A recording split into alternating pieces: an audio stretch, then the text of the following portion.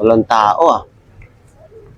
Grabe, parang haunted house naman tong project ni engineer. Pero sakto naman yung address eh. Talagang literal na ano to ah. Ghost project ah. Ay. Talagang ghost project nga. Bakit naman ito engineer? May multo naman dito engineer. Di bali na walang kickback, basta ayoko ng multo.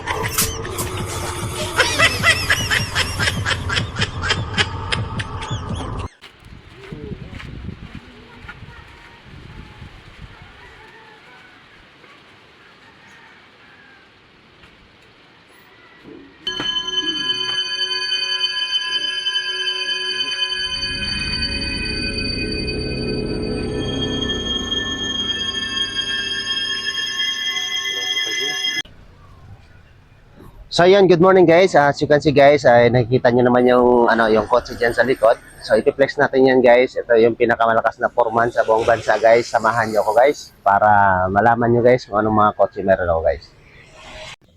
So ito guys, actually ayaw ko sana itong bilhin eh. Kaso wala eh, may libre kasing dustpan to guys. Trip ko kasi yung dustpan. So yun guys, dahil nakabili tayo ng dustpan, bumili na ako nito guys kasi may libreng walis yun guys. Ito naman yung puti guys, may kasamang thermos to guys. Mahilig kasi ako magkape guys, kaya binili ko na lang din. Ito guys, yung yung itim na sasakyan na to guys, may libreng takore to guys. Sana all. Yan, at ito yung loob ng sasakyan to guys. Talaga napakasulit yung pagbili ko ng takore guys.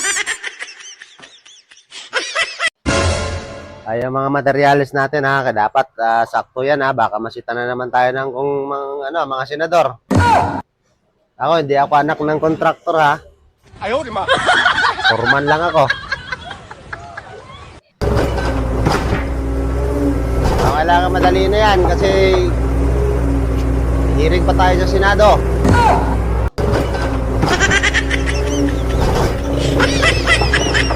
Meanwhile, Pag meron kami ma-discover na may ghost project, pakukulong kita rito. Minimum totoo. Meron ko mga pictures na lahat ng mga proyekto ginawa mo. Mga 400 projects, meron kang litrato. Meet mo rito sa committee. Ilang beses kayo nag-bid sa isang taon at ilang beses kayo nanalo.